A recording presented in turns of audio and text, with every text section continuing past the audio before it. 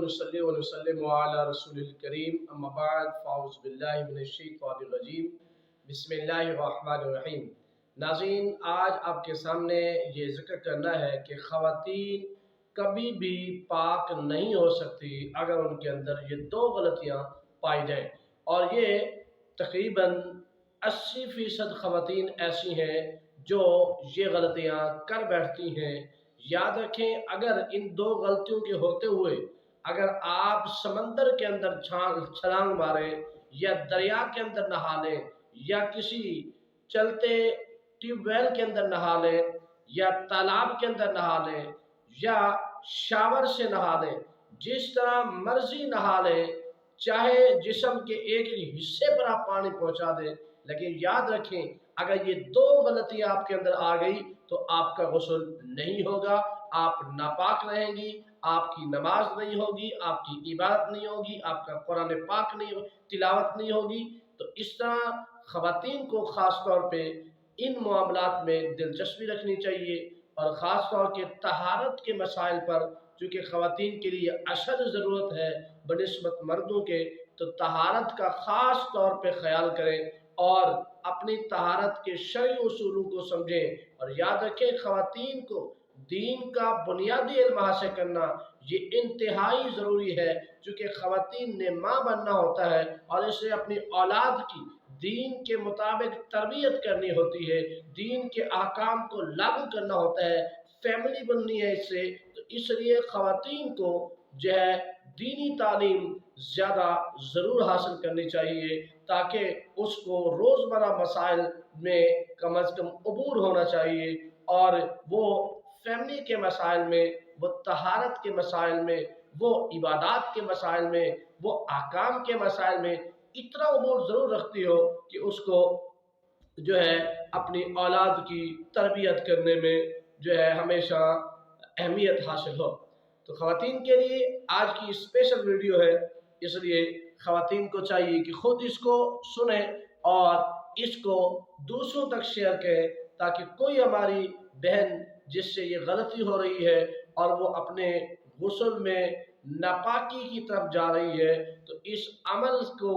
ترک کر دیں، اس غلطی کو ترک کر دیں۔ چونکہ ناظرین، غسل کو جو فرائض ہیں وہ 3 ہیں۔ سب سے پہلے تو یہ ہے کہ آپ نے جو ہے کلی کرنی ہے، اور کلی اگر روزہ نہیں ہے تو غرارہ کرنا ہے آپ نے، اسی طرح یعنی حلق تک پانی پہنچانا ہے۔ اسی طرح دوسرا فرض ہے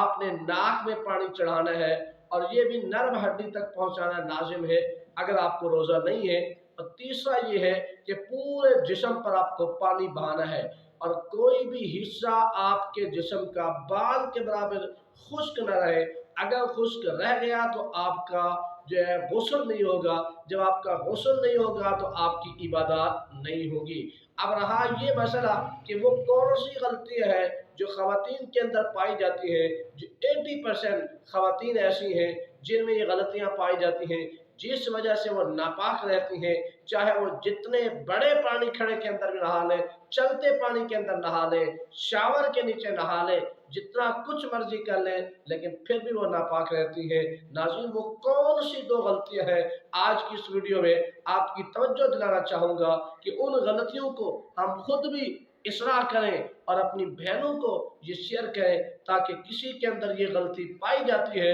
تو وہ آج سے اپنی غلطی کی اصلاح کرے اور کاملتاً وہ طہارت حاصل کر سکے۔ ناظرین، وہ غلطیاں نمبر 1، پہلی غلطی یہ ہے کہ خواتین نے لپسٹک لگائی ہوئی ہے۔ اگر لپسٹک لگی ہوئی ہے تو اس لپسٹک لگی کی وجہ سے، اس لپسٹک کی وجہ سے آپ کا غسل نہیں ہوگا، چونکہ یہ لگانے کے بعد چمڑے میں ایک تہ بن جاتی ہے، تو جب تہ بن جاتی ہے تو پانی جسم تک نہیں پہنچتا، اس لیے جب پانی نہیں پہنچے گا تو جسم خشک رہے گا تو آپ کا غسل نہیں ہوگا۔ تو اس لیے خواتین کو چاہیے جب بھی ان پر غسل فرض ہو تو لپسٹک کو اتار لینا چاہیے اور پھر وہ غسل کریں، تاکہ غسل میں پانی جو ہے وہ چمڑے تک پہنچ سکے۔ اسی طرح دوسری غلطی جو خواتین کے اندر پائی جاتی ہے وہ ہے نیل پالش کا لگانا۔ اگر نیل پالش لگی ہوئی ہے، چاہے شاور کے نیچے بیٹھ جائے، कुछ मर्जी कर ले, वो फिर भी पाक नहीं हो सकती, क्योंकि नेल पॉलिश भी ये जिस्म के चमड़े के साथ एक तह बन जाती है। जब तह बन जाती है तो आप जब पानी हाथ में बहाते हैं तो ये नेल पॉलिश के ऊपर तो लगता है मगर नीचे नहीं पहुंचता, जिसके बायस आपका गुस्ल नहीं होता। जब आपका गुस्ल नहीं होता,